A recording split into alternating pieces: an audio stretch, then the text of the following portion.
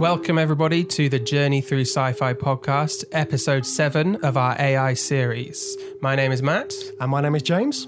And today we're going to be looking at 2 films that explore AI taking control. Yes, 2 very different films tonally. So the first film we're going to be looking at today is Alphaville from 1965. Very different film, this one, isn't it, Matt? This is different from, I think, any other film we're likely to look at for a good long while on this podcast. Yeah, definitely. And then we switch things up a little bit afterwards, to say the least, and we take a look at Tron. Yeah, that's much more, that's back in my wheelhouse, Tron. Me too, me too. So both of these films are really looking at a bit of a nightmare scenario for the AI world. We've looked at a lot of different types of AI film, positive, negative views on what AI can achieve, and I think both of these are looking at things going quite badly wrong. Although Tron has some positive views on AI as well. Yeah, definitely. It's sort of like, yeah, we'll get into it properly in a second. But yeah, so AI in control is today's theme, and Alphaville and Tron are the films we'll be looking at.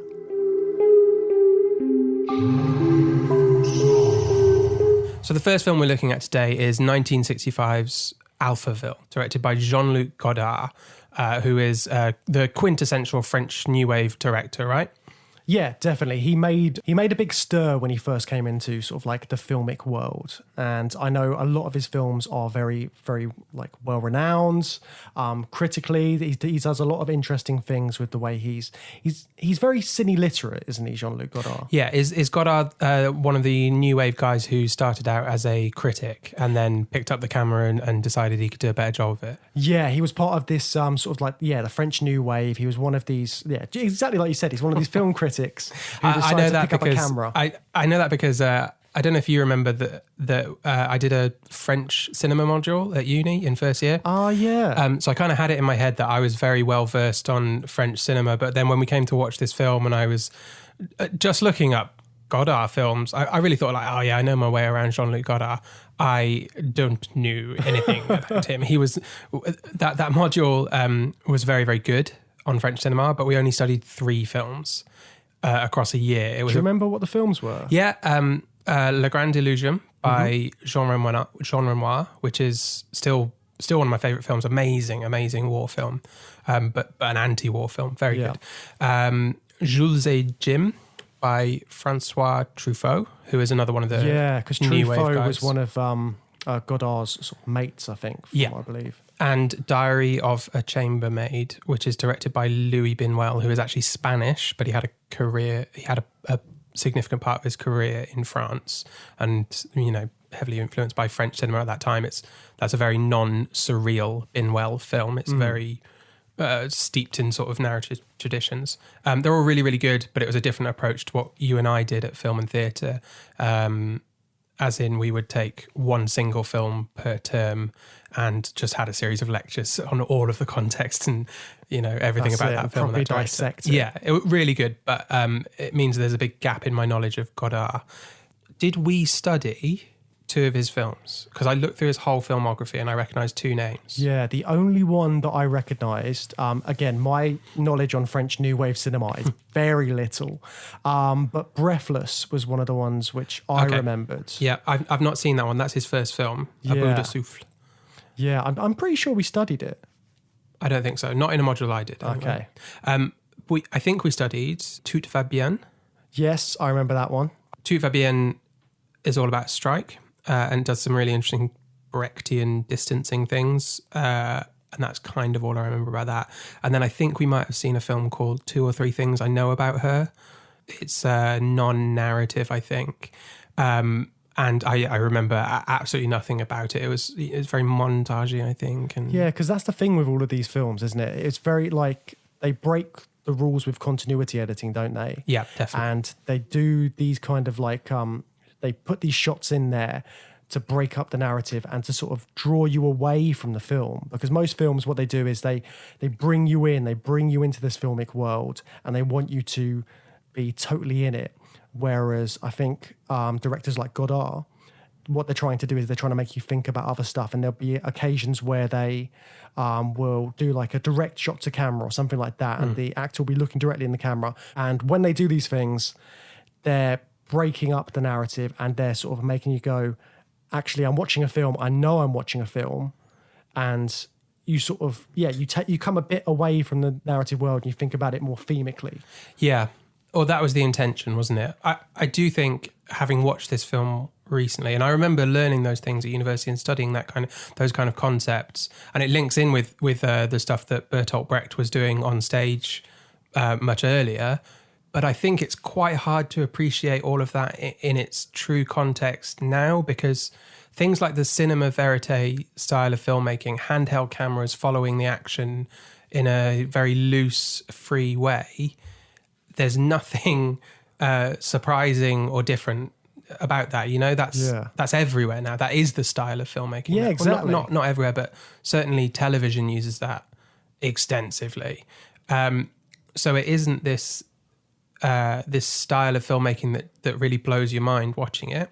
So I think a lot of that was washing over me, and I wasn't fully appreciating it. Both of us are probably a bit more versed in watching that kind of film. Yeah, I was pulling back a lot of 10-year-olds information from university. Yeah, just to point out, it was a long time since we were studying films. So. And I haven't paid a lot of attention to the avant-garde world since 2007, I guess. Yeah, but it was nice going back to a film like this and seeing something which was a bit different, which is sort of I wasn't expecting a lot of what was happening in it. I didn't know what to expect going into this film. I guess I was fairly surprised by the plot being as straightforward as it was, given how difficult the style was and how alienating the style was. So, and that sort of links to one of the things I do know about Godard, is that he, I guess for however he felt about popular cinema, he was still obsessed with like the tropes of Hollywood,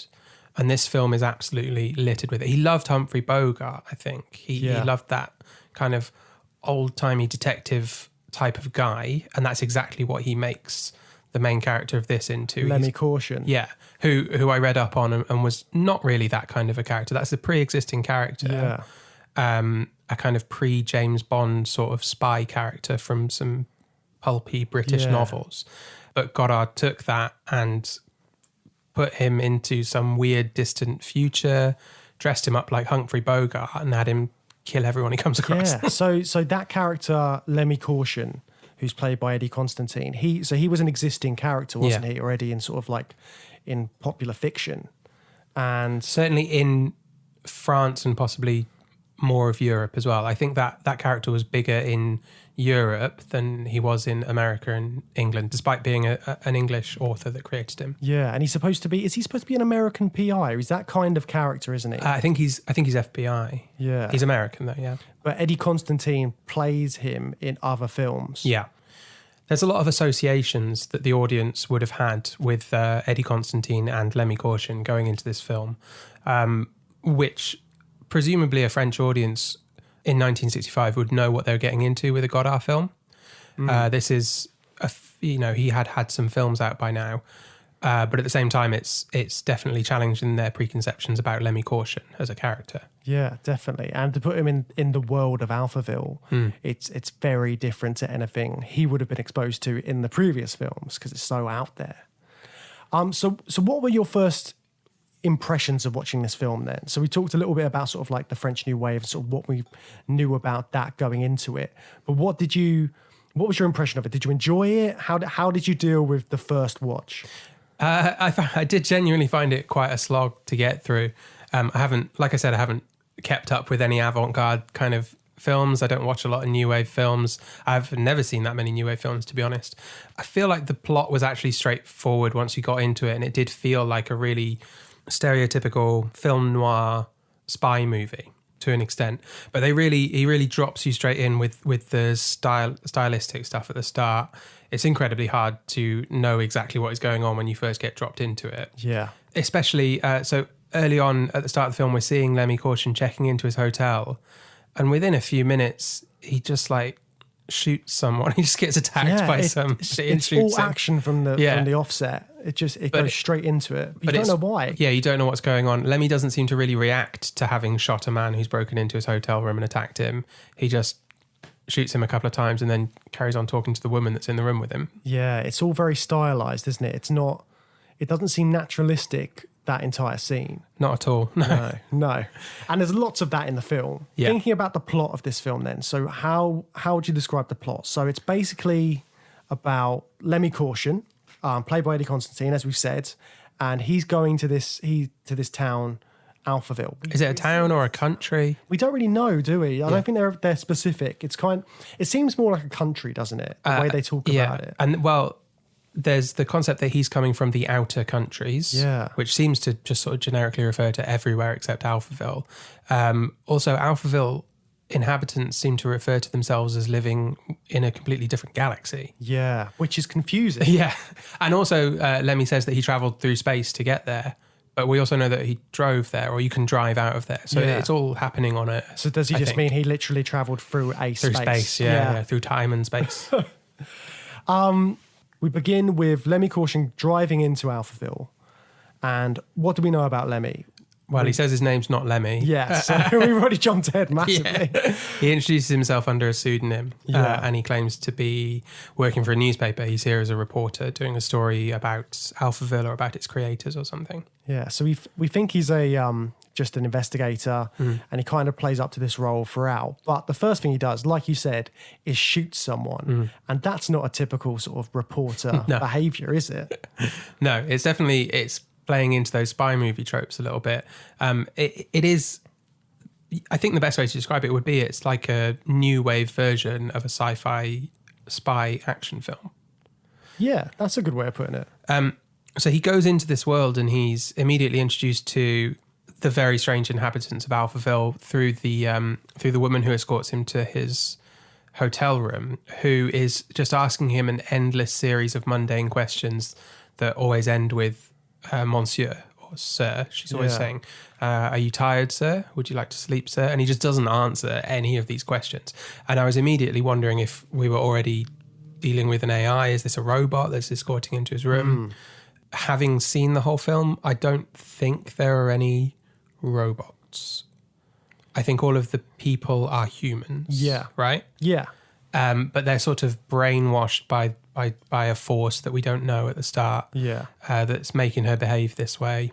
But there's definitely sort of like a dehumanizing of all the characters other than Lemmy. Well, I'd say there's a dehumanizing of Lemmy as well in the way that he's so callously shooting these people. Yeah, that's a very good point. Especially acknowledging the fact that they're not robots. These are real human characters, supposedly. And he has no qualms about killing any of them very suddenly and very violently. So he's got no real respect for the civilians of Alphaville. He's got a real disdain for them, and he treats them with utter callousness. So straight from the offset, everything is weird about this town. And then pretty much during the first half of the film, you hear this weird voice. The voice is very creepy. Yeah, you have no idea what this voice is. It reminded me of, have you seen Inspector Gadget, the cartoon? No. The villain in Inspector Gadget, the cartoon, has this voice. I think his name's Claw or something like that. And he speaks like Alpha, who we find out is Alpha 60, this disembodied voice. Which seems to be present absolutely everywhere. It's the voice of the like hotel system that he's in, because he kind of calls down to the front desk, doesn't he? And it's that voice that, and it's a bit less menacing in those scenes. Did you kind of catch that vibe from it? Like, when it was just responding to him, telling him that someone was at the front desk waiting for him. Maybe it was just the content of what it was saying was less menacing. So is that the first time you hear the voice when he's on the phone? Or No, I think you might hear it as a disembodied voice before. Yeah. So it's like a narrator at the beginning, isn't it? Yeah, it says reality can be too complex to be conveyed through spoken word. So I mean, even that, it's sort of like what is going on with that sentence? Yeah, and then it makes a point about reality can become a legend, and that's what allows it to spread around the world through language. I think I think Godard's got a bit of an obsession with language and natural language. Yeah, and the whole film's about sort of communication again. And that's a common thing that we're finding in AI, sort of this communication element. In most of these AI films, we've heard the voice like synthesized in some way, or they've been some sort of like effect on the voice. This is just someone with like a strange voice. Yeah, no, I mean, it is distorted, isn't it? It's more distorted than Hal, for example. That was Hal. I think it was more in the performance of the actor that made it sound so strange and alien and robotic in its own unique way. This does have an effect, but yeah, you're right. It has that also. It's very droning. It's just like I can't even do it properly, but it's freaky and it scared freaky. me quite a bit. Yeah, it is really creepy. It's a bit like The Grudge, the groans in The Grudge. You know Yeah, and it just comes out of nowhere, which I think freaked me out a bit as well. Vous dissimulez certaines choses, mais je ne sais pas encore quoi exactement. I wrote down a note that just says there's so many sex robots, because I didn't realize they weren't robots at this point. But this brainwashing that's happened to the residents of Alphaville, the women of Alphaville mostly that we see seem to fulfill this role of seductress. They're level 3 seductress. Yeah. So what did you think about these weird nominations people were given? So it was like level 3 seductress, and Anna Karina's character. So Anna Karina's character is like a level 2 programmer. Oh yeah. So level 3 I just don't understand exactly what the levels are for. Again, it goes in with the kind of dehumanizing that we talked about, that the computer in control of Alphaville is doing to people. It's turning them into less individualistic human people and making them part of its program, part of its system. Someone in the film refers to Alphaville turning into like an ant hive or a termite hive. So I think it's part of that. It's to make them more part of this system that it's trying to create. Because if you have your own name, that becomes your identity, doesn't it? You are what your name is, and vice versa. Whereas if you are just a level 3 programmer or a level 3 seductress, then you are no different from every other seductress at that level in Alphaville.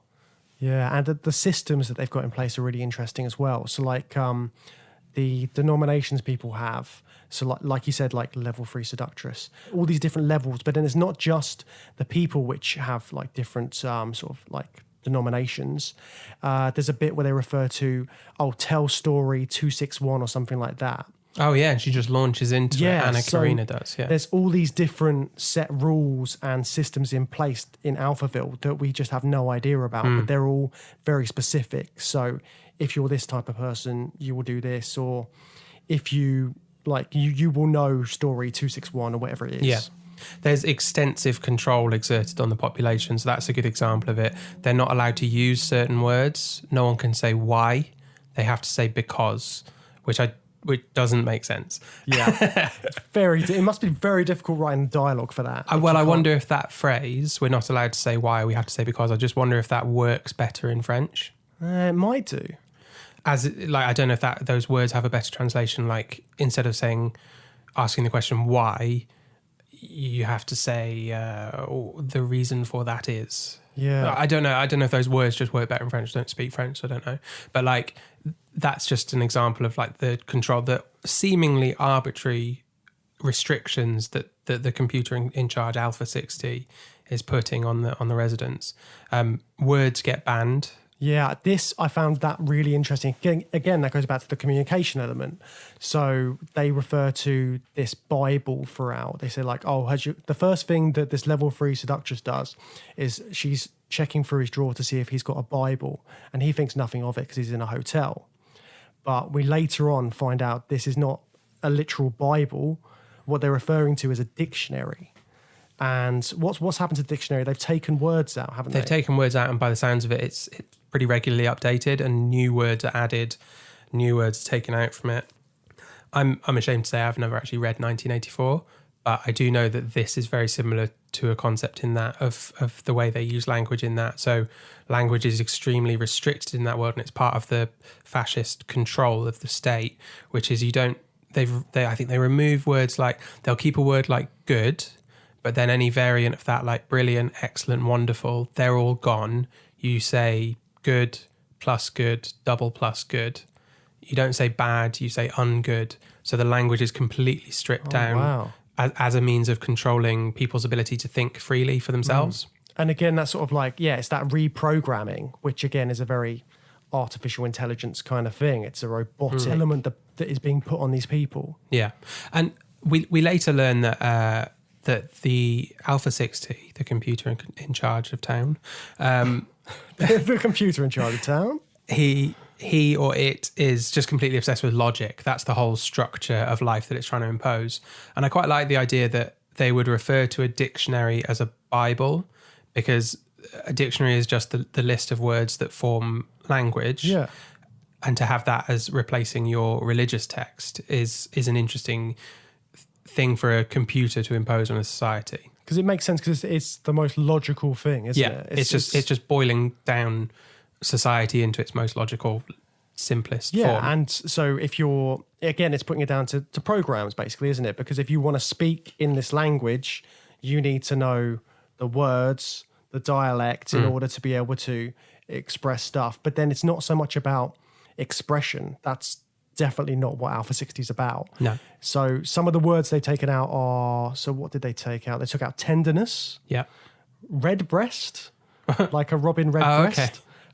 Weep, I think, as well, was taken out. So anything that sort of has anything to do with emotion. So again, it's kind of like taking away that emotion, taking away that freedom and that freedom of expression. That's what Alpha 60 is doing in this, from the looks of it. And there's even weirder examples than that. Like, did you notice that Anna Karina's character nods her head for no and shakes her head for yes? Yeah. And I couldn't make sense of that. So it's kind of like, with that, I thought maybe she's saying something, but she means something else. Or like if she's programmed, so if she wants to say yes, her programming is making her shake her head, even though she's saying something completely different. Yeah, maybe. So it's that sort of conflict between what she wants to do and what she's been programmed to do. Yeah. I mean, it's very hard to read into, isn't it? Yeah. Especially with the way it's sort of like filmed and everything. So Lemmy is in this weird world. What is he there to do? So we later find out that he's there to take out the inventor of Alpha 60, who he believes is somewhere in Alphaville. And his former name was Nosferatu, which I thought was brilliant. Yeah. Nice little throwback there. And Wait, is Nosferatu the creator? I thought it was Von Braun. yeah, Von Or is he Braun, Nosferatu but Von Braun? It was like originally called Oh, Nosferatu. he's taken on the name Von Braun. Yeah. Right. It was something Nosferatu. I can't remember what it was. There's lots of little references to stuff like that. Yeah, I loved all the little pop culture. Yeah, that's what I mean about Godard. I think he's obsessed with those like pop culture things in American culture at the time. Like at one point in the film, Lemmy Caution meets up with a fellow spy maybe, or a former colleague or something like that. Yeah. To get intel on where he needs to go to meet the creator of Alpha 60. And he's explaining that people die if they can't adapt to Alphaville, if they can't live without the word tenderness and all of those weird things that Alpha 60 is doing. They either kill themselves or they're rounded up and killed. But then when he's asking him about that, when Lemmy Caution's interrogating him about that, he then says, is Dick Tracy dead as well? Yeah. Is Flash Gordon dead? Which I thought was brilliant, because then he carries on, and I don't think it's clear at some points if he's talking about the fictional characters or the code names for these other potential agents. Oh yeah, possibly. Yeah. I hadn't thought that. I thought it might be like a bit of a double meaning joke, as in he might be asking if those elements of pop culture are dead. Are they gone? Has pop culture been suppressed? So you've no longer got access to Flash Gordon and Dick Tracy? Or it might have been like a bit of a sort of gag on Lemmy Caution being a recognisable pulp character. Yeah. So it might be funny for French audiences to think that Lemmy Caution is mates with Dick Tracy and mates with Flash Gordon, because they're all in that kind of pulpy bubble. Yeah, and I think so the guy who he's talking to, Henry Dixon, I think he's another pop culture is he? reference. I think he is. I'm not 100%. Lots of them are named after them. So, for example, Nosferatu, like you said, there's other sort of name references in that.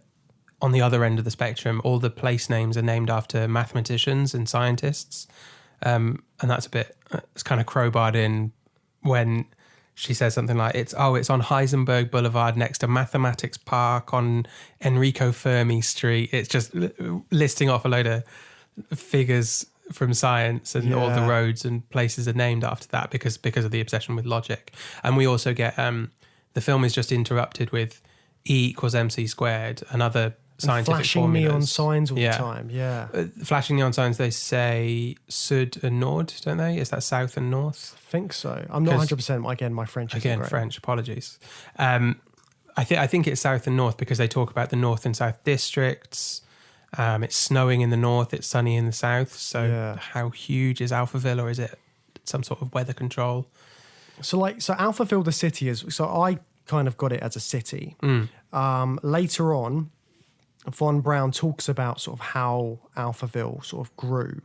So what does he say? He says that he outcasted from America, and he took his invention, this Alpha 60, and then from there started recruiting more scientists. And again, this sort of like ant's nest kind of thing. Yeah, sort of began, and then more and more people came, and the city got built up. And it's just ever expanding. So again, this sort of like idea of AI in control. Alpha 60 is getting more and more people to join this society in Alphaville. So it's just ever expanding. And I think that's another reason that Lemmy Caution is there, because these outer countries, they want to know what's going on in Alphaville. Yeah. So I found that whole thing really interesting, the fact that it's getting bigger and bigger and his control is growing. Yeah. Like I said in the intro, it is one of these nightmare scenarios of AI, isn't it? It's exactly what you potentially should be afraid of AI reaching its own level of consciousness, because it just accelerates in its own intelligence. It's very much like Skynet, isn't it? In the way that it's assumed control of the world. Definitely. It's only a little bit away from blowing everything up, maybe. And actually, we'll talk about it more in Tron, but the intentions of the AI in that, we don't really get the intentions, maybe, of either Alpha 60 or Master Control in Tron. We can talk about that later. Yeah. But what do you think, apart from just imposing rigorous logic on everyone, what did Alpha 60 want? Was that, or is that the limits of it? Is that just what it wants? I think it's just he wants to make sure that everything's running the best way it possibly could. Because the extent of his control is mad, because he mentioned something like he does all the train and bus schedules or something like that as well. So he's every single element of these people's lives is being controlled by Alpha 60. He's scheduling in different things for them. He controls what they do, what level they are at their profession. It's all down to the most fundamental things. He's in control. Do they actually, is that a specific reference to scheduling the trains and the buses? Yeah. That's really interesting with the like fascist overtones of it, and what we were saying about 1984's fascist overtones with the use of language being replicated here. And people say that about Mussolini, don't they? They say he made the trains run on time. Yeah. So I don't know if they're making another link there to that kind of fascist I wouldn't control. be surprised. That would be exactly the kind of thing that Godard would have done. Yeah. I know he had an interest in stuff like that, because reading up about this, a film that I would quite like to see, many years later, the two of them, Constantine and Godard, reunited, and it was the last time that he played Lemmy Caution. Oh, wow. It's called, I'm going to get the name wrong now, I think it's called Berlin 1990. Okay. Made in 1991. There's so many nines. It's part documentary, and it's basically Lemmy Caution, the character, wandering around Berlin immediately after the fall of the Berlin Wall, just sort of commenting on the fall of the Berlin Wall and recent modern history and stuff like that. It sounds really good. Yeah, that's really interesting. And it was the last time they ever played Lemmy Caution. All those times that he did play him. Il n'y a pas beaucoup qui restent. Et décrassé. Il est mort. C'est Guy Leclerc.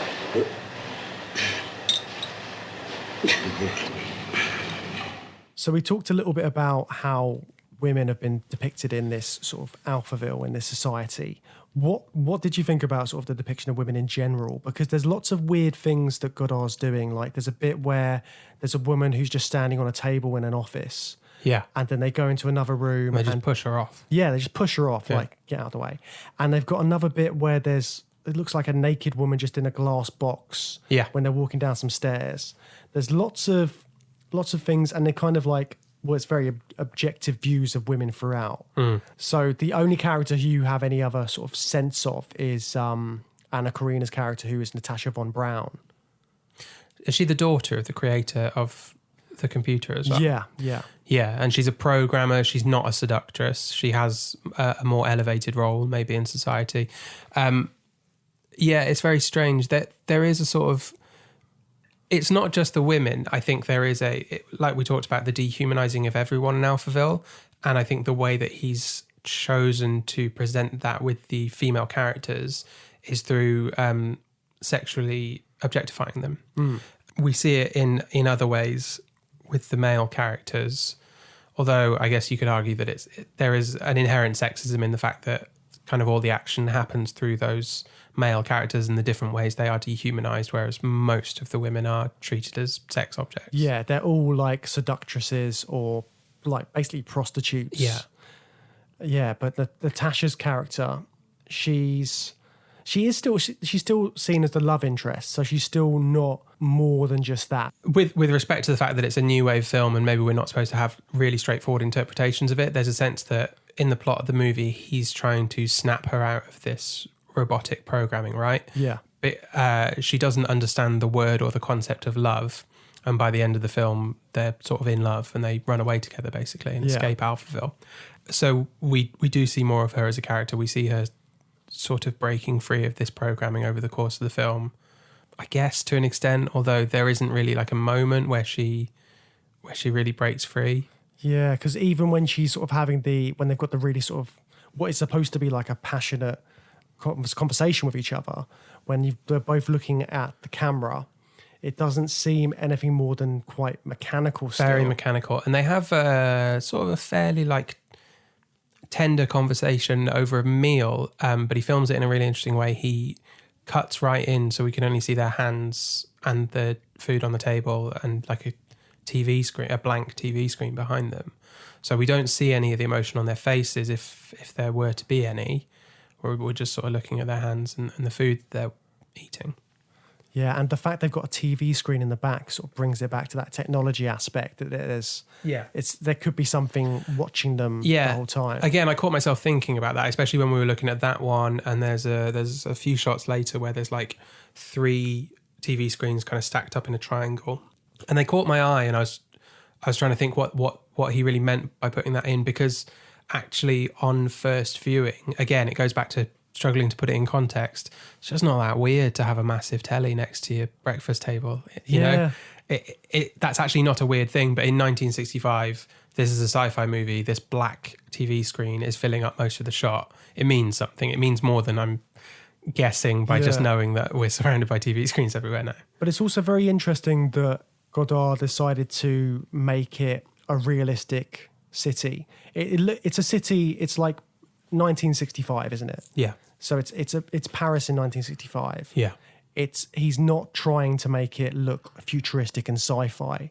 He's deliberately chosen to make it look of the time. Well, he's not adding anything in, but he's definitely focusing on like really modern looking glass buildings a lot of the time. A lot of the action that we see outside, there is a lot of stuff that basically just looks like Parisian streets, you know, when you're looking out of a taxi and stuff like that. But there is a lot where the camera dwells on, angular glass structures that do have a futuristic look about them. Certainly in 1965, I think that sort of architecture would have had a modernistic, if not futuristic style to it. Yeah, I think but in terms of looking at it from the previous films people would have seen in the time, anything that's associated with science fiction, there's definite tropes in there. Yeah. And this goes against all of that in terms of, I see what you mean with the sort of, he's deliberately picking like landscapes and buildings which look futuristic in terms of the style, but they still would have been more realistic than people would have sort of expected. Sure. Yeah. And he's dressed his main character as a 1940s private eye, basically. Yeah, exactly. Yeah. So it gets insanely violent towards the end. I really want to talk about this bit. Yeah. Which bit in particular? I want to talk about all the executions. Oh, yeah. The executions are actually really great. That was a really like amazing scene. I've never really seen anything like it. That would work well in any film. They're surreal, but they are creepy and great. Yeah, so, it's such a weird stylized way of doing it, but it's really effective. So how do they execute them? They line them up on a swimming pool diving board. Yeah, so the first thing you see is this swimming pool, and you see all these synchronized swimmers, and you're like, okay, what's going on here? And then they've lined them up at the back, and then bit by bit, people are sort of like going onto this diving board. Are they tied up? I can't remember. I don't think so. I think they're just marched out there. So they're marched out onto this diving board. There's people with guns around though, so you know something's going on. So they march them to the diving board, and then they do they push them off? They shoot them. Do they shoot them? Yeah, there was. Yeah. The special effects were limited, but you heard a gunshot, and then they would do the sort of classic, and they would twist and fall into the pool. Okay, so they shoot them, and then they go into the pool, and then all the synchronized swimmers jump in like synchronized swimmers do, one by one. Swim up to him and stab them? Yeah, they've all got knives in their hands. Yeah, it's mad. Which is something I didn't properly clock when I first saw it. No, me neither. Until you see what they're doing when they get to the body. They're doing like very obvious stabby psycho killer. Yeah, because I thought they're just swimming over there to sort of grab the body, take it out of the swimming pool. No, they're just stabbing them, making sure they are definitely dead. Yeah.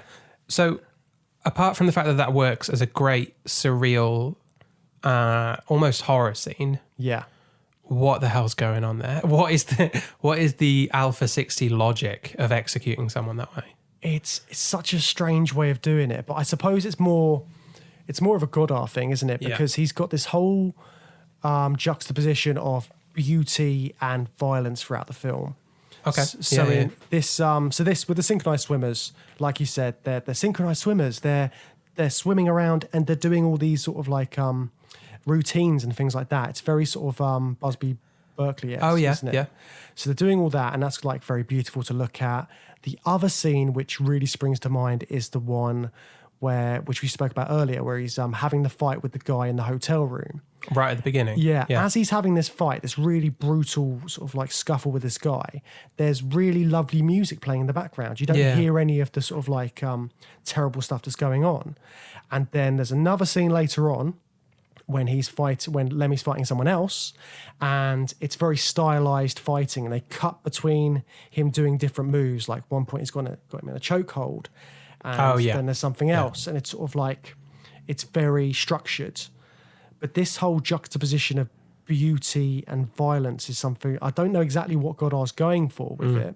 It might be something to do with more about a society thing. But what do you think about that? I don't know if this. Well, it's so hard to put it into context. Like, what was the dialogue about violence in cinema? What was the dialogue about violence in culture in 1965?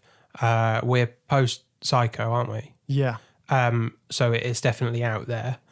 No, I don't know. You're absolutely right. The violence gets more and more intense as the film goes on, and less beautiful. So there's a lot of this choreographing going on in the violence. Like those execution scenes, they're amazing, like the way it's put together.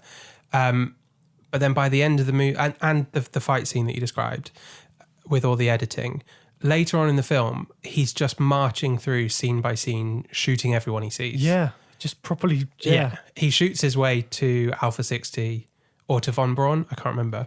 But he shoots his way to sort of the final showdown. He gets a lift in a car by holding a guy up. And then does he say, don't raise the alarm or don't tell anyone? And then he doesn't wait for an answer. He just shoots him through the window and he says, oh, now I can trust you. I've forgotten about that bit. Yeah. There's another scene where he kills a couple of guys and then he enters a stairwell and there's a guy just minding his own business at the top of the stairwell. He just shoots him and carries on. you see blood trailing down a guy's face after he's been shot, which I think that's very violent for a French New Wave film, right? So I'm just not sure what we're getting at with all of this violence, you know? And when I say that Lemmy is dehumanized, it's this kind of behavior that I mean. Yeah. On the one hand, the narrative is that he's falling in love or has fallen in love with this girl and wants to save her, but he's brutal. He's an absolute savage by the end of this film. But then you never see him as a very likable character, really. No. He's like, the first thing you see, he's being sort of rude to that woman. Yeah. He's being a bit of an arsehole. He's a bit of shit. Yeah. But in comparison to these people which are emotionless and, like we said, they're sort of like robotic, it almost seems like he's fine to do that. Like he's fine to kill them all because they're all just like, they're not really human anymore. And see, I get what you mean. Yeah, but that's kind of what that would be my excuse for Lemmy Caution. Fair enough, but I definitely didn't feel that. And that's how I felt at the start of the film, because I first put it on, I assumed we were dealing with robotic characters. So when he just shoots that guy, I thought that he was being attacked by some kind of a robot. Yeah. So it was okay. And maybe that's the point. Like, I guess. I mean, maybe that's the point of it, is that would it have been okay if it was an artificial intelligence robotic character? And I'm hearing myself saying it now that I would have felt okay with that. But I guess everything we've seen from other AI characters in other films being killed or being threatened with having their lives ended, would it have been okay? And maybe in both cases it wouldn't be okay for him to enter Alphaville and just start killing the residents willy-nilly. And that brings up an interesting thing, because it's Alpha 60 is making people like him. So he's making people like AI. And have we seen that yet in the films we've looked at? No. There's nothing where they've been sort of like, where they've wanted to convert. It's always just get rid of humanity. Yeah. Whereas Alpha 60 wants humanity to be more like him. Get rid of humanity or become more like humanity. Yeah. A lot of AI want to be more human, and this AI has...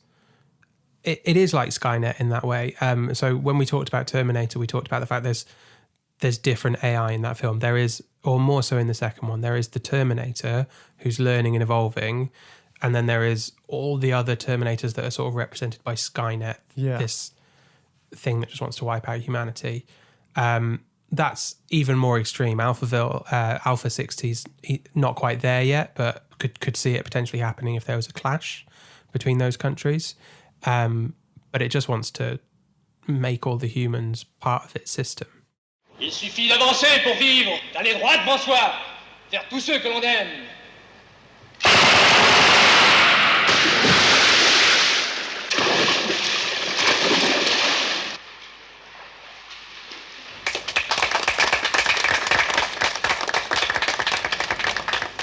So you were talking about sort of like what the world was like in the 60s and sort of what we can get from that. I know, so I did a little bit of research into it, and from what I've sort of like gathered, there was like a big increase in job growth in France at the time, which was due to technological advancements.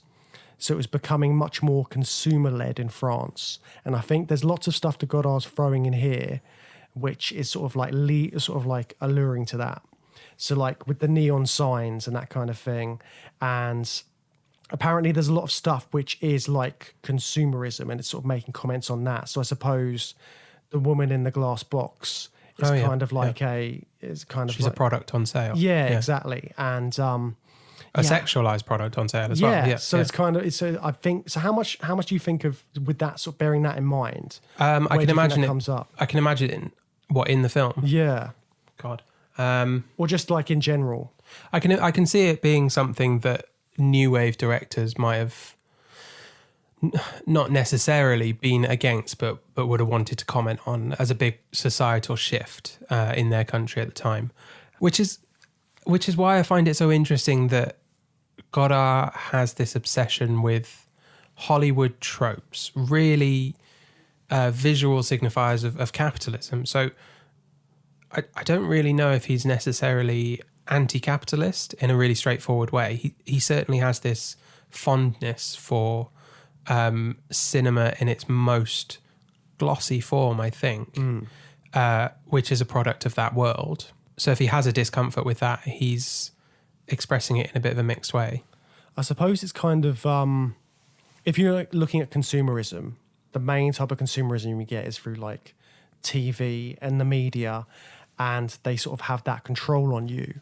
And it's the same way that Alpha 60 is controlling these people. Yeah. So it's kind of like drawing comparisons between what's happening in this with the AI and the consumerism in sort of the reality of 1960s France. Yeah, and handing over control to computers and allowing technology to make your life easier, which is what they're doing, although it's kind of being forced upon them by Alpha 60. But that's the intention. That's a very forward-thinking attitude towards technology, isn't it? In 1965, that the idea that the more control we give to technology, the less of ourselves, the more of ourselves we lose. So in the end of the film, he essentially defeats von Braun and Alpha 60. He shoots his way to this showdown. He has a confrontation with von Braun. Von Braun offers him riches and women, and he says, "No thanks, mate." And I'm going off with your daughter, don't worry.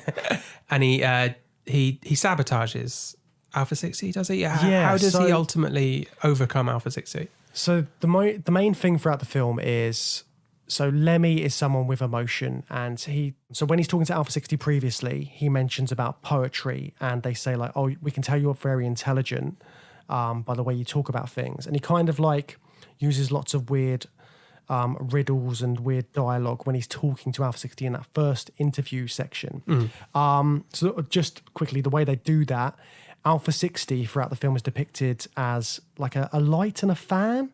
Is that kind of says like this fan going by with a light behind it? Yeah, which is supposed to be that sounds terrible, but yeah, it looks great.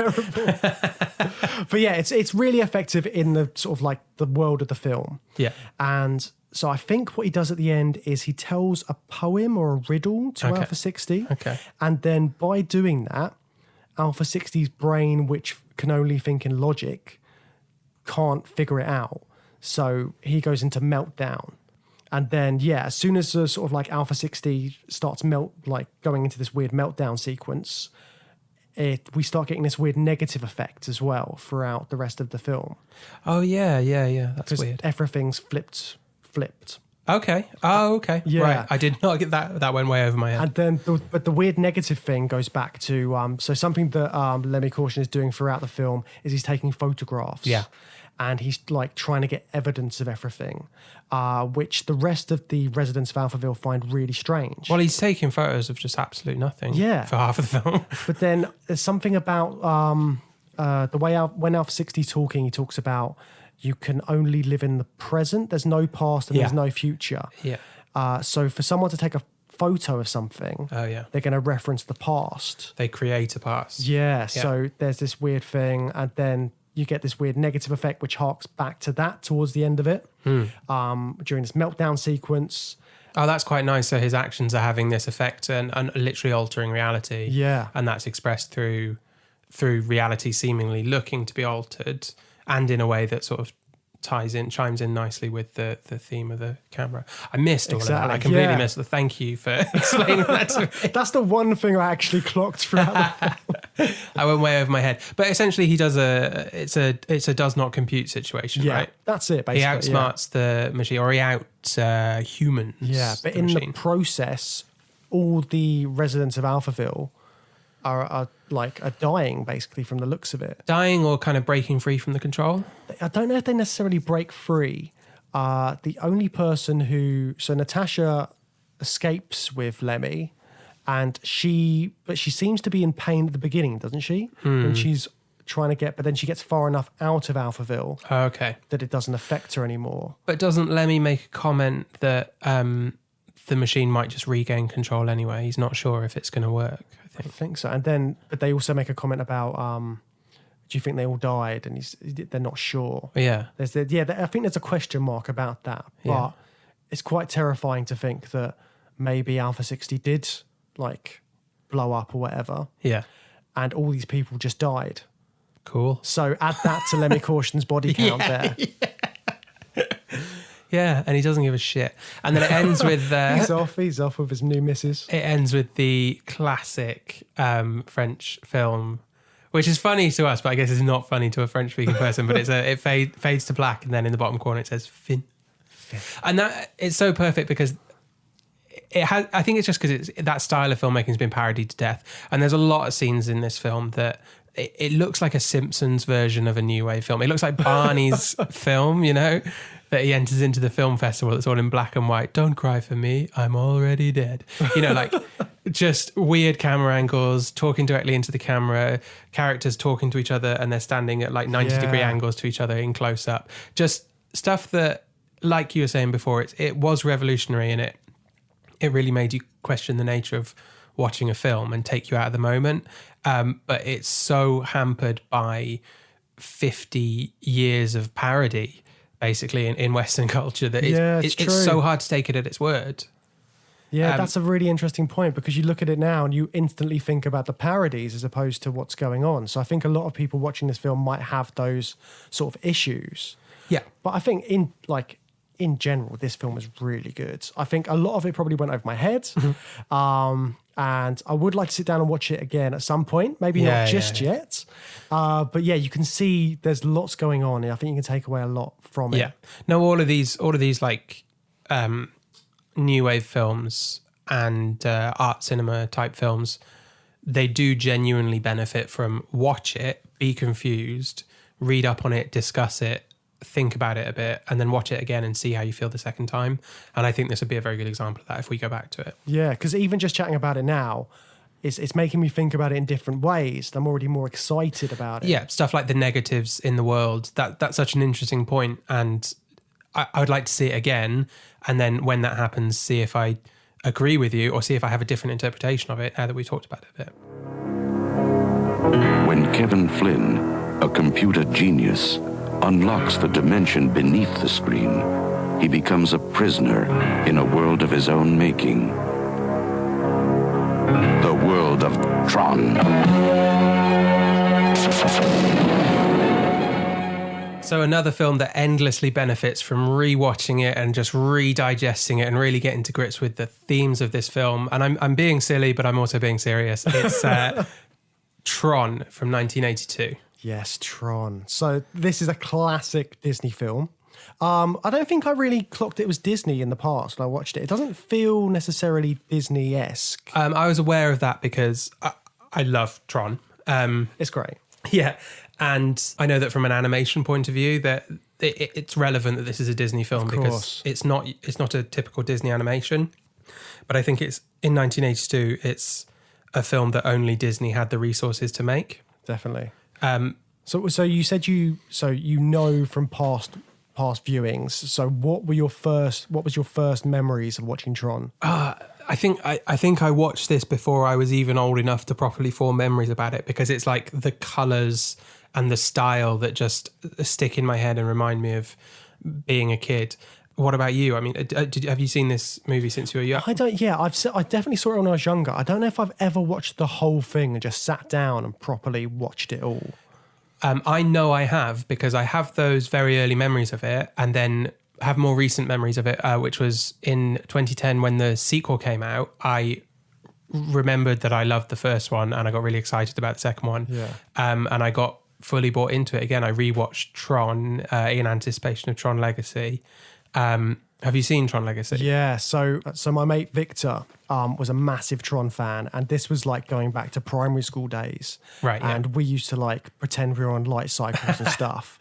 And when Tron Legacy came out, he was so excited. So we went to go and see it at the IMAX. Oh, yeah? Oh, nice. Yeah, nice. It was really cool. And so I think I must have rewatched it before then, because I can't picture myself being the completist that I am. Yeah. I must have watched the first one again before I went to go and see that. You have to have that front of mind for the sequel. Yeah, but even then, that's like 9 years ago? Mm. Yeah. I loved the sequel. I also went with a good friend of mine, my other friend James, who is a big Tron fan as well.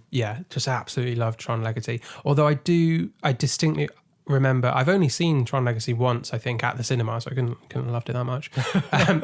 But we came out of it and we both agreed it was great. And then we were like, yeah, but the ending was a bit disappointing, wasn't it? And we had like an hour-long conversation of how we could have had a better ending to Tron Legacy. But I can't remember any of that, and I can't really remember much of the film. But it's a good example of there's some really great world building in Tron that I wasn't really aware of until watching it again, that they follow up on quite nicely in the sequel and pick up again 30 years later. Yeah, because again, Tron's very much a product of its time. Definitely. I mean, it was very innovative in its animations, which I'm sure we'll talk about shortly. Yeah. But one of the things I wanted to ask about as well is, so it's been criticised a lot for being a bit sort of style over substance. Yeah. So what did you think of the actual plot of Tron? I think it's great. Yeah. Like, I really thought it was great. Rewatching it again, I think there's a reasonable criticism of it being style over substance. And definitely when you're watching like the game scenes, so the light cycle scene, the sort of lacrosse battle, those scenes last for a really long time. And it is just showing off the style, the animation. And, you know, in a sense, fair enough, because this movie must have cost so much money. And I think for the time and the detail of the animation, it must have been a hell of a lot of an effort. So, yeah you're going to want to showcase these amazing special effects. Exactly. But you dig down past that, and there's so much going on with, like, the religion of the world that's so interesting. And that's what I mean about the world building that made a sequel worthwhile after 30 years. There is a lot going on there with the plot that is genuinely quite hard to follow, actually. It's a much more complicated plot than I thought. And I watched this with my friend Liam, who'd never seen it before. Oh, wow. Yeah. And he was like, we were both doing it. We were sort of turning to each other, being like, just checking, like, so what's going on at the moment? Right? Oh, they've gone in and these are these guys and blah, blah, blah, and getting up to speed. And like, you can follow the plot, but it's got a lot of detail to it, and there's an awful lot going on. Yeah, again, the world building, there's a lot going on in terms of that. I feel like in terms of a film, I kind of lost interest a bit towards like leading up to the final act. When they're on the solar sail for like ship, 20 minutes? There's like that whole bit kind of like, I just got lost. Oh, yeah. I must have checked my phone My concentration broke in, I think, the exact same bit when they're sailing along that coloured line. Yeah, that whole bit. And I was like, oh no, suddenly it's the finale. They're doing that forever. Yeah, it's a long time. Yeah. So what's the basic introduction to this film plot-wise? I think a lot of people will be familiar with it because it's so... the style is really imprinted on pop culture. Definitely. But plot-wise, how many people have actually sat down and rewatched this film recently? I wonder. Certainly since the second one came out. So the film starts with... it's got a very Matrixy opening. We kind of zoom into... similar to how the camera goes into the falling text in the Matrix, but it's more like going inside a computer chip. And we end up inside the digital world where Clue, who is a man in a shiny suit for all we know at this point, he's a computer program who is played by Jeff Bridges. Yep. And he's communicating with Jeff Bridges in the real world, isn't he? Yeah, he's called... Yeah, I forgot that he was called Clue. Well, I know that because that's really relevant for the sequel. Ah, okay. Oh, yeah, of course. Clue's, well, we can get into it later. Yeah, Clue comes back. Clue 2. He's Clue 2 because Clue actually gets killed, I think, in this opening scene, doesn't he? So you see Jeff Bridges in the computer world. His name's Clue. Mm-hmm. Don't really know why. No. And this is what I mean about it being quite a complicated plot, because all of these characters in the real world have a duplicate character played by the same actor, but essentially a completely different character. Yeah. That's quite hard to follow. But yeah, it's great because they are... the program is played by the same actor who the human character is their user. So they have that link with that. It's kind of like the whole God created man in his image. So all these programs are created in the image of their programmer. Yeah. So and we don't always see the programmer, and that relationship is not... it's not really made explicit with all of those characters because it would take forever to explain every single human character. But the majority, all the main characters you see. So so Jeff Bridges' first character is Clue. Yeah, and he's hacking into a system that we don't know a lot about at the start of the film. But he's captured. Jeff Bridges in the real world, Flynn, is booted out of the system. And Clue, the program in the system, is captured by the bad guys. Yeah, so then he's de-resed is what they call it, don't they? Yeah. It's cool. De-resed. I like that. De-resolution, I think. Yeah, so we start off in the sort of like artificial virtual world, and then we see sort of what's going on in the real world afterwards. Yeah. And is that the moment where we see the corporation for the first time? Yeah. So Alan, do we get introduced to Alan, who's Bruce Boxleitner, Yep. who is the main character from Babylon 5. So I absolutely love him. There we go. He's a programmer who works for the company we find out that Flynn was trying to hack into. He has developed a security program, a brand new super special security program that he's called Tron. And he's promising his bosses that Tron's going to be amazing, completely police their system. It's going to be completely independent to their system. It'll even keep tabs on the system itself to make sure that nothing's dodgy going on. Very clever program. Yeah, the system's not going to try and communicate with other systems externally, or if that happens accidentally, the Tron program will pick it up. And his boss immediately shuts that down and says, "No way, mate, you're suspended from work. Everyone in your division's suspended from work because we've been hacked." And we find out that that's because the master control program actually has a lot of influence over the boss of the company, doesn't it? He's kind of running the company behind the scenes. So the master control program is played by, the voice is David Warner's voice, who also plays Sark. You see lots of scenes in it where Sark is talking to the master control program, when really it's David Warner talking to David Warner. Right, okay. Which is bizarre. So Sark is kind of the leader of the bad guys, the face of the bad guys within the system. Yeah. He's played by the same actor who plays the head of the company in the real world, David Warner, as you said. So it's that another program user relationship there. Yeah. But he's not really the big boss in either the real world or the digital world. It is the master control program, which is this super AI that has broken beyond the bounds. Again, it's very similar to Alpha 60, isn't it? But straight away, his intentions are a bit clearer, or to an extent. So he explicitly says that he is planning on, or has already infiltrated the Pentagon systems and the Kremlin systems, and he wants to do it again, and he wants to take over, which is why he can't have a security program running around keeping tabs on him. Yeah, and he says like he's taken over so many programs now that he's like he can't stop, basically. Yeah. He's taking over the world from the sounds of it. But when I say it's not clear what his intentions are, so what did you think he was going to do? So it's very clear that if he gets the chance, he's going to infiltrate the Pentagon and the Kremlin, which in 1982 basically meant taking over the world. But then what? What is the master control program's plan? So I felt it was like similar to Alpha 60s. It's about efficiency.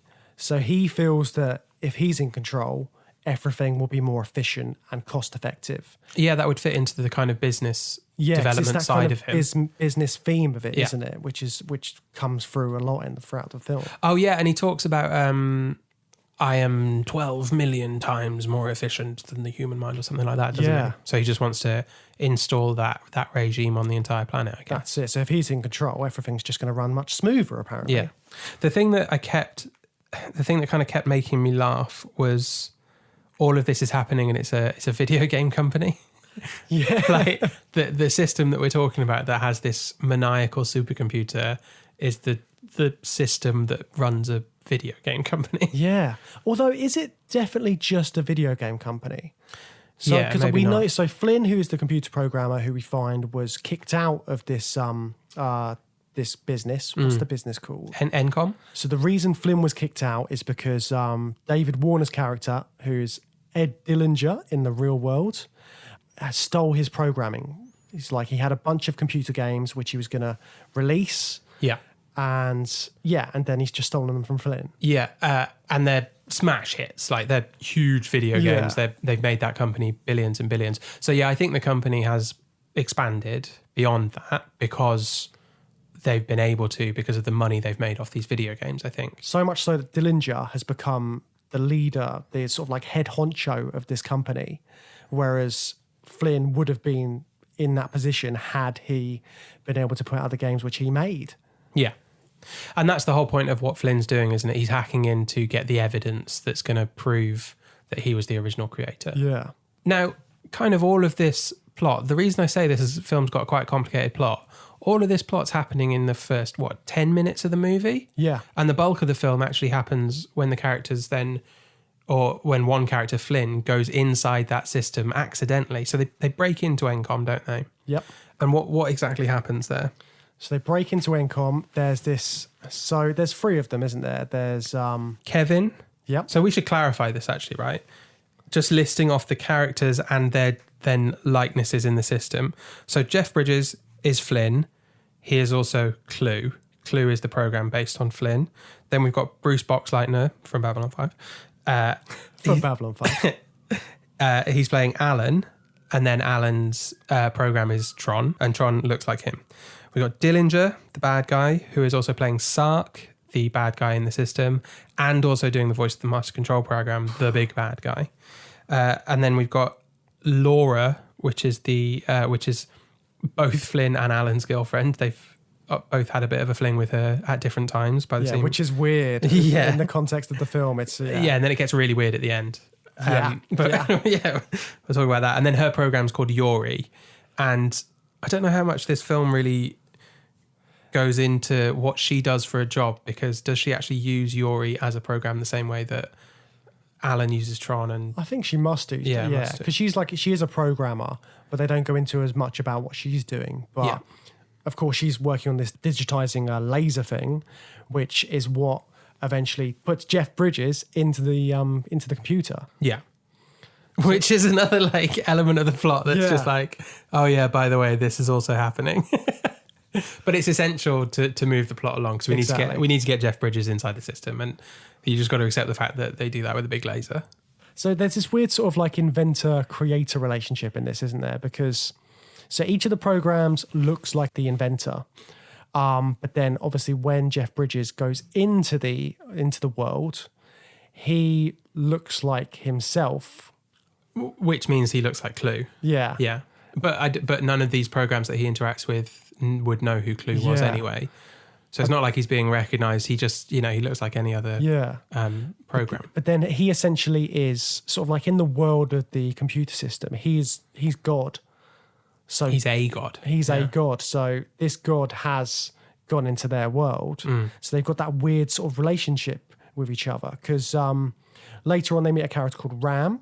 Mm-hmm. And then when Ram dies, he figures out that Jeff Bridges is one of these programmers, and he's sort of like so happy that before he dies he gets to look God in the face, basically.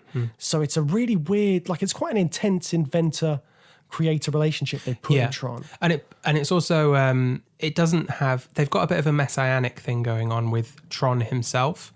So within that world, Tron is he's the new kid in town. He's this super security program. He fights for the users. People really think he's going to like break them free from this oppressive regime. That's quite a traditional. So I was trying to be up to speed on this because you're normally better at the religious stuff than I am. So I was really paying attention to it. There is a bit of a messianic Christ figure thing going on with him. But overall, the religion that they seem to have constructed for this film doesn't slot neatly into Christianity, at least, because each program has this very personal, individual relationship with their own single god. They have this personal relationship with their user. They see them as a god because they were created in their likeness, but everyone has their own one. And they're not looking out to the real world for a single one person. Like Flynn could be that person because he designed the whole system, right? Yeah. But he's not. He's just one of these godlike beings that's come into their world, and in their world, Clue would be his program. Yeah. And that would be the equivalent. And the funny thing is, Jeff Bridges is who he is, and he's like this comical character. Yeah. He's a bit of a sort of Jack the Lad. Yeah. And he says to Tron at one point, "I don't know what I'm doing." So I love that bit because I love the way Tron reacts to it. So what Jeff Bridges says something like, I think Tron says something like, "You're a user, right? So you've got a plan. You know what's going to happen." That's it, yeah. And he's just like, Jeff Bridges, like, "No, man." He's just like being the big Lebowski character, exactly, isn't yeah. But Tron's reaction, like that should blow Tron's mind, right? Yeah. That these gods that created me have no idea what's going on. They're just people, not that different from me. But Tron's just like, Oh, okay, cool. And like, Yeah, he just shrugs it he's off. he's a superhero character, isn't he, Tron? Yeah. He just like gets on with it, and he's really heroic, and he proceeds to fight the big bad guy, Yeah. completely undeterred by The finding big out. bad guy who is literally turns into a big bad guy. Yeah, yeah. In like a sort of Power Rangers style. Well, it's very Power fight. Rangers, It's isn't it? brilliant. So yeah, so like towards the end, Sark, for whatever reason, becomes big. massive. I think it's Master Control Program gives him some special power. That's it. He gives us some extra juice. Yeah, yeah. You're a user? I took a wrong turn somewhere. But if you are a user, and everything you've done has been according to a plan, right? You wish. But you guys know what it's like. You just keep doing what it looks like you're supposed to be doing, no matter how crazy it seems. Well, that's the way it is for programs, yes. I hate to disappoint you, pal, but most of the time that's the way it is for users, too. Stranger and stranger. So Flynn's zapped into this world where he's essentially a god, but he can't really talk about it because at first no one really believes him. They think he's just a bit frazzled in the head from the transport.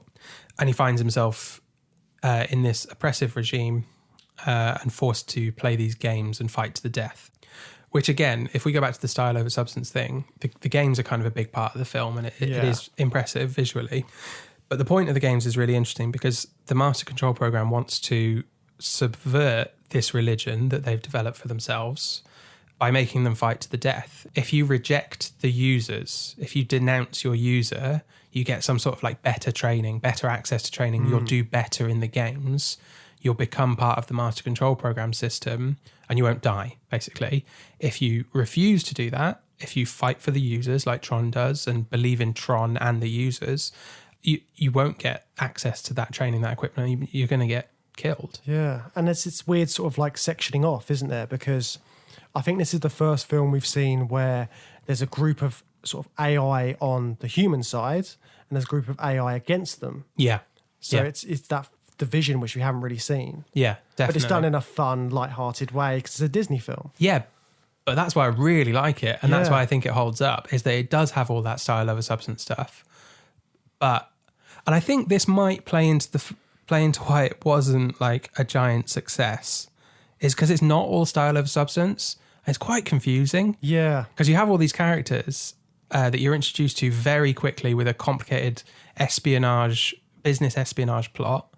And then suddenly you're thrown into a digital world where all of the same actors are there playing completely different characters with a religion that you've kind of got to understand what's going on. Yeah. And seeing that kind of like computer graphics and animation must have been so weird because you've never seen anything like that. Yeah.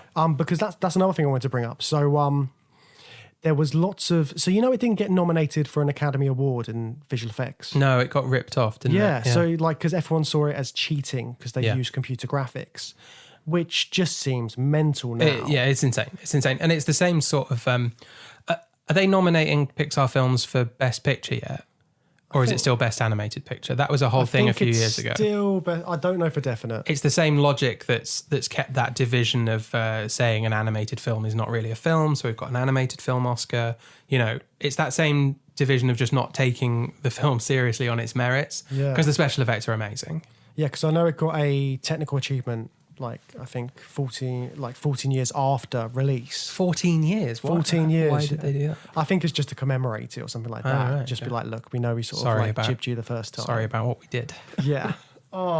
It's so weird because it's been so revolutionary in terms of computer graphics and sort of what it's brought.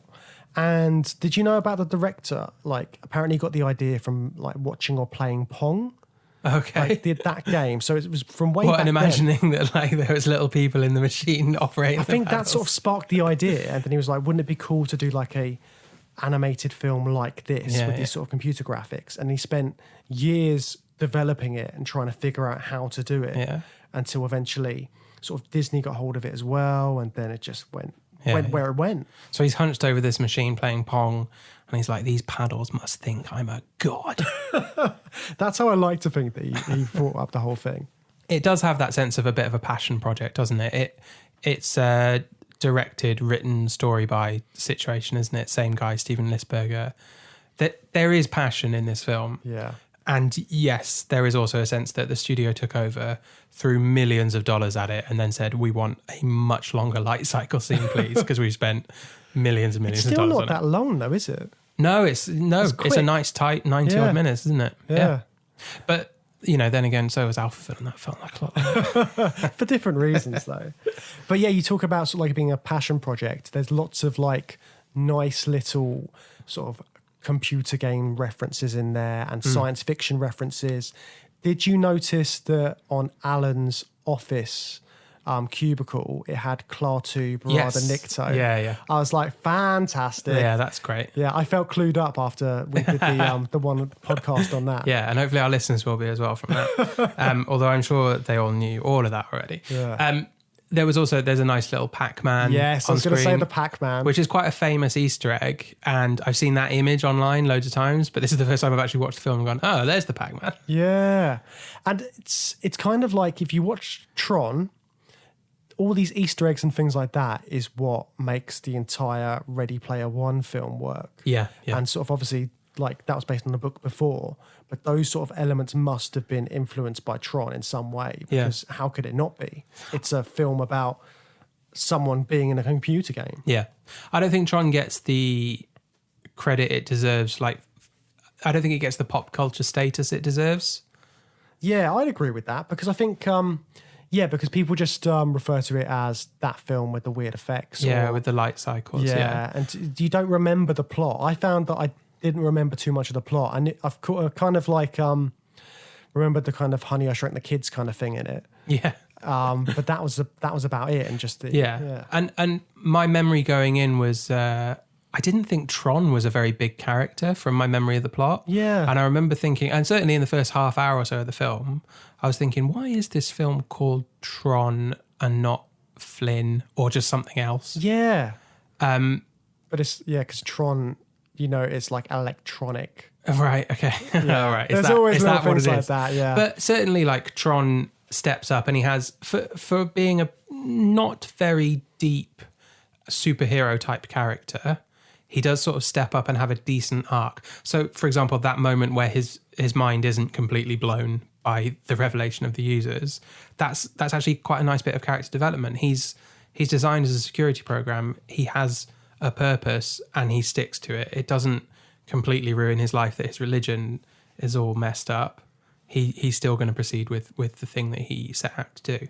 You said that there's lots of references to video games and also to sci-fi. I really thought it owed a lot to Star Wars. Yeah. From the shots of it's not a spaceship, is it? But whatever you would call that ship that the bad guys are based on in the digital world. There are shots where that cruises into view like a Star Destroyer. Definitely. Yeah, that's what I was thinking when I watched it. The bad guys are really, really similar to stormtroopers and the Yeah. Empire and all of that. The way they sort of like walk around the ship's deck. And even the relationship between Sark and the MCP is incredibly similar to Vader and the Grand Moff Emperor. Tarkin, I was thinking of. Oh, right. Oh, yeah. Yeah. But that as well. I was thinking more the Emperor, because you Yeah. know the way Vader communicates with the Emperor in the first or second film? We don't actually see the Emperor. We just see like a big holographic projection of Yeah. him. And also it's a sort of private thing. So Sark is still scary to the wider world. But then we see in private that there's a bigger bad guy that he's afraid of. Yeah, and the MCP's like torturing him at points. Yeah, And things like yeah. that. I found it weird. What did you think about the fact that he went inside his face, basically? Because the MCP's like a big sort of circular tube. At the very end, you mean? No, before that, when he first... He's talking to the Oh, MCP, yeah, yeah. and he's kind of like an inverted face. Yeah. But it's because he's like surrounding him. Oh, right, because he steps into like I thought that tube. was really cool. Yeah, it's cool. That's a nice effect. Yeah, I was just like, it's something which I never really clocked before. I don't think I clocked that until you said that it's a weird thing. It kind of like goes unnoticed. Yeah. Because you're just paying attention to what's going on. But Well, I thought that was cool because it's like another element. Yeah, there's so many little bits like that. There's a bit like halfway through the film where they kind of crash into a place they shouldn't be. I think it's when Flynn's possibly with Yori. Anyway, they go somewhere where they shouldn't be, and he says, "Oh, what's all this?" And the response is, "Oh, they're just some like unused control programs." Anyway, And yeah, it's but like they're all really weird. Yeah, aren't it's all they? these like fantastic creatures. It looks like the cantina from Star Wars, with all Yeah. the different types of people. It made me think of Neverending Story. As well. And it's loads like that. But then nothing else happens. They just say, it's just some old programs. Yeah. Don't worry about it. And they just sort of get on with what they're doing. But it's like, it's a great example of the passion and the world building that went into it. The fact that Steven Lisberger had this idea of there being, there's so many more programs that we haven't got time to show you. There's so much going on in this digital world, which is kind of the whole point, really, because a big part of the film is that we have to be invested in the fact that this digital world is an entire world with a society. Otherwise, it doesn't matter what's going on in there. So little touches like that just colour in the edges, don't they? Definitely. And sort of like the thing which sort of brings that back for me as well is when I don't know if it's RAM, but there's definitely a program which is talking about his user. And he says like it's an insurance banking program. That's RAM. He's an actuarial program. Yeah, so it's stuff like that. It makes it realistic. And I think that's a fascinating idea, that the fact, what if the programs you use on a daily basis actually had some form of sentience? Yeah. It's quite terrifying. kind of. But then if your particular version of Chrome had fondness for you, because you use it every day and it really like looks up to you and it feels happy, but that we're, it's like helping you out. I help you find out this answer. That's a very nice way of looking at AI, and it's interesting that this film has that sort of dual view of AI. And what did you make of that? Because what I think is quite interesting is that the religious aspect of it does it gives those AIs that are fully formed characters in this film, the programs, there is a sense of subservience to them. Yeah. And the master control program is the only really independent AI that's really just acting on its own desires, right? But it's obviously the bad guy, and it's got really like nefarious intentions, and yet it is the free thinking one in that world, isn't it? It's not just living day to day because it's madly obsessed with its user and just wants to make it happy, right? Yeah. But it's tricky because the reason the master computer program has got so powerful is it's taken so many different programs into itself and taken over so many systems. But yeah, I can see what you mean, because basically all the programs are slaves. Yeah. They're slaves to their users. Sort of. I don't know. They're more like pets. Yeah, that's a better way of looking at it. I think that fits better with what it's doing thematically. They have a sense of self, but they just live to please this sort of all-powerful being. It is like having a dog, and then, these users aren't always logged on, and then when they log onto their computer, it's like coming home at the end of the day and your dog's really happy to see you. Yeah. There's your actuarial program who's really happy to see you and wants to help you do some insurance. But then there was the weird other programs as well, like the weird floating, like... Bits, yeah. What were the bits? Bit is just a bit. Just a bit. A little bit. No, it's... So like a 16-bit. So another thing that makes this film so impenetrable, I think, is that it's just littered with computery jargon that they just breeze through without giving you any time to digest it. But a bit would be, isn't a bit the smallest measure of computer data? So a bit is, I could be, this is like French now, isn't it? Like talking about thing, French. isn't it? But a bit would just be a positive or negative, like a binary bit of information. That makes sense. Hence why bit in the film just says yes and no. Yeah, of course. I think that's what it's just supposed ones to be. and zeros. But they make him cute because it's a Disney film and he's a little sidekick. But yeah, I think that what they're doing with that is he's the smallest possible bit of information in the system. Thus, he's only able to respond in binary terms. Of course, it's not that simple because Bit obviously has personality in the film. But like that's, I think, the background of that. Yeah, and it's weird the way they show that personality as well, like the different shapes that Bit turns into, sort of. And it's like when they're crashing, he's like, no. Yeah. It's really cool. I love that sort of little added extra bit. And again, that goes into what they've done in the world. They've built up this entire world in this film. Yeah. And that's why I was like really into the sequel. And the sequel, what the sequel does do really well is it acknowledges how good that world building is, and then it acknowledges that 30 years have passed since the first film came out, and it lets that world just breathe for 30 years and lots of stuff's been happening in there. What's quite interesting about that film, having just rewatched the first one, Clue 2 in the sequel essentially becomes exactly what the Master Control Program is in the first one. Wow.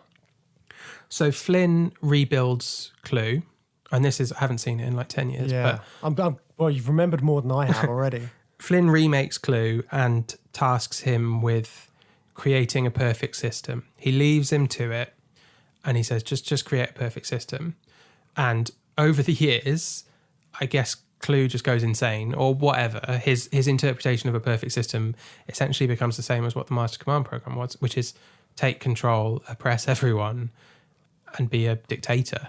Yeah. And then I can't remember how he gets in. Flynn then goes in again, and Clue captures him. So in the second film, Flynn's been missing for X number of years. It's his son, isn't it? Yeah, so his son goes in and saves his dad and liberates the people. Yeah, that's interesting again, because this first film created enough of a world, like we said before, that they could do that and they could build upon it for a sequel, even given that the graphics in the 80s were completely different to what they were like in 2010, the fact they could advance that and just really sort of like expand on the story. Yeah, definitely. So what I find really interesting about these two films in AI terms is, like I said, not so much in Tron, because we have some really positive depictions of human AI relationships and what they can be. But with the AIs, they're actually in control of these worlds. It's a real nightmare scenario of what can happen when an AI gets too much control, isn't it? Definitely.